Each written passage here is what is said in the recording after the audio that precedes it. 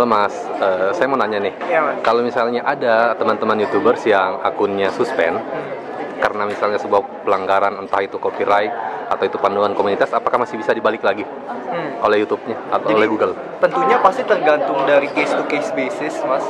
Yes. Tapi sejauh ini kalau misalnya untuk pelanggaran dalam hal copyright, jujur aja cukup sulit karena emang tentunya bakal ada beberapa kriteria sih. Jadi kalau misalnya sesuai sama community guidelines, videonya ada yang beberapa pelanggaran, memang terkadang channelnya bakal disuspend dan akan susah untuk kembali.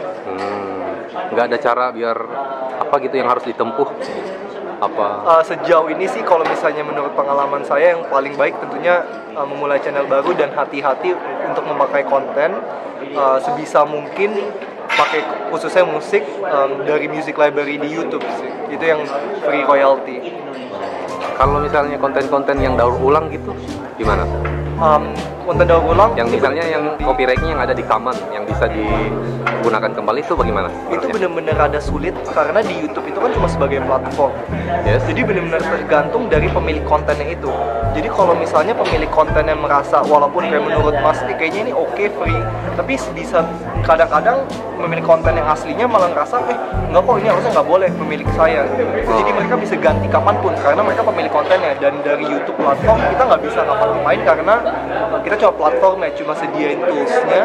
Tapi untuk yang pasti dari pemilik kontennya itu dari pemilik kontennya sendiri. Oh gitu ya. Jadi misalnya kadang-kadang akun YouTube tuh udah suspend tapi akun Gmailnya masih aktif. Berarti memang dari YouTube-nya ya kalau Benar. Jadi emang kalau bukan misalnya Google-nya. akun Gmail itu emang biasa yang kalau misalnya terkadang ada juga yang bisa langsung login ke YouTube. Tapi kalau YouTube itu emang sendiri sih untuk kayak dari akunnya. Ya. Jadi memang kalaupun kita harus menempuh jalur-jalur dalam ya, memang tetap sulit. Menurut punya pengalaman pernah untuk memperbaiki atau mengembalikan akun yang sudah suspend? Sejauh ini saya belum pernah sih benar berhasil kayak untuk ngembalikin, khususnya kayak setelah ada pelanggaran di YouTube. Makanya mesti berhati-hati banget untuk pakai konten yang sebisa mungkin emang dari konten original pribadi. Dari situ pasti dengan gampang nggak ada kayak copyright. Tapi kalau misalnya udah mulai pakai kayak video dari orang atau lagu dari orang, kemungkinan besar ada resikonya bakal terkena copyright. Berarti saran terbaik untuk orang-orang yang terkena suspend adalah memulai channel? Ya, kalau misalnya dari saya yang paling aman pastinya untuk memulai channel, walaupun pastinya bisa appeal untuk ngebuka, tapi nggak 100% garansi bakal kembali. Kalau menurut saya mendingan buka channel dan hati-hati untuk pakai konten. Kalau misalnya kayak Net Media Tama tuh barusan kan pernah saya lihat channelnya suspend dan sekarang kayaknya sudah kembali lagi. Itu bagaimana? Bagaimana bisa?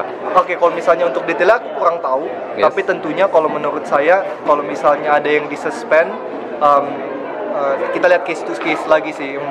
Yang saya bilang barusan Mas, kalau misalnya memang pelanggarannya masih dalam batas wajar dan emang ada penalti yang kita juga penalti lainnya yang bisa diberikan, kita juga bakal bisa ngelihat sih Mas.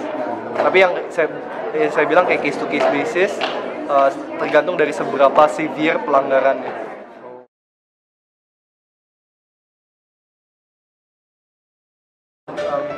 Kayak kita bahkan dari itu pun kita benar-benar video yang berbau sara kita benar-benar take seriously, dan sebisa mungkin kita basmi itu sih di YouTube. Walaupun pasti tentunya kayak nggak bisa dipungkiri karena emang uploadnya begitu banyak, pasti ada susah juga kan, ada 1 atau 2 yang bakal lolos.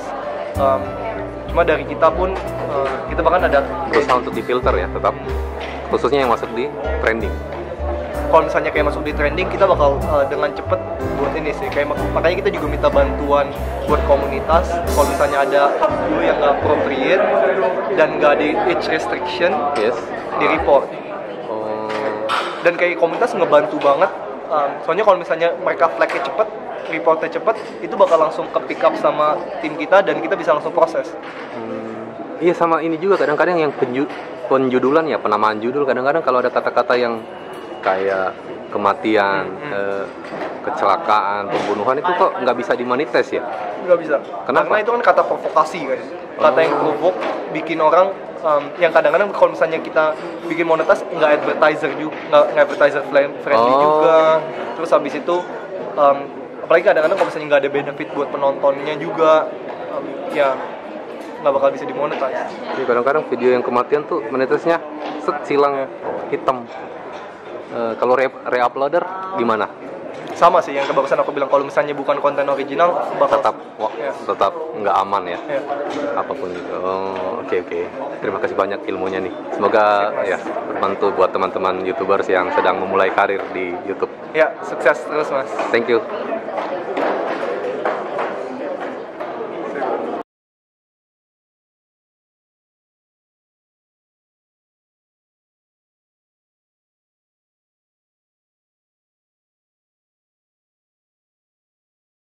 So 100 million people here already have an amazing opportunity to improve their lives and the community around them with the help of all of the information and the connections on the internet. But most of all, one visit isn't enough to appreciate how much Indonesia really loves YouTube.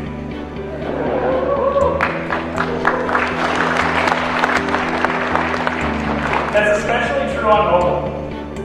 The amount of time people spend watching YouTube here in Indonesia on mobile is growing nearly 130% year over year, faster than our global average. Today, more than half of YouTube's traffic in Indonesia is coming from mobile phones. And Indonesians are watching over an hour on YouTube every day.